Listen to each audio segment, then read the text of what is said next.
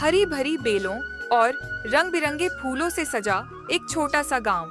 सुबह की ठंडी हवा बांस की बाड़ को छूकर धीरे धीरे बह रही थी।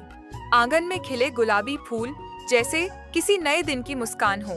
बगीचे के बीच लकड़ी की बनी कुर्सी पर बैठी थी एक सादगी भरी लड़की। उसके चेहरे पर मासूमियत, आंखों में शांति और होठों पर हल्की मुस्कान उसकी लंबी छोटी कंधे पर लटक रही थी। वह अपने दोनों हाथों से एक मिट्टी के कटोरे में लकड़ी के मूसल से कुछ पीस रही थी। वह धैर्य से हर घुमाव करती, मानो समय भी उसके हाथों की लय पर थम गया हो।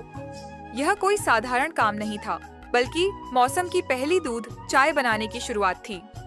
पेड़ पौधों से घिरे उस वातावरण में चिड़ियों की चहचहाहट गूंज रही थी। पास ही मिट्टी की क्यारी में सब्जियां झूम रही थीं और गुलाब की खुशबू हवा में घुल रही थी। हर दृश्य मानो प्रकृति का एक जीवंत चित्र हो। वह लड़की धीरे धीरे बर्तन में डाले गए ताजे अनाज को पीसती, फिर उसमें दूध और जड़ी बूटियां मिलाती। उसकी आंखों में संतोष था, मानो वह जानती हो कि यह सिर्फ एक चाय नहीं, बल्कि रिश्तों और ऋतु के बीच का पुल है।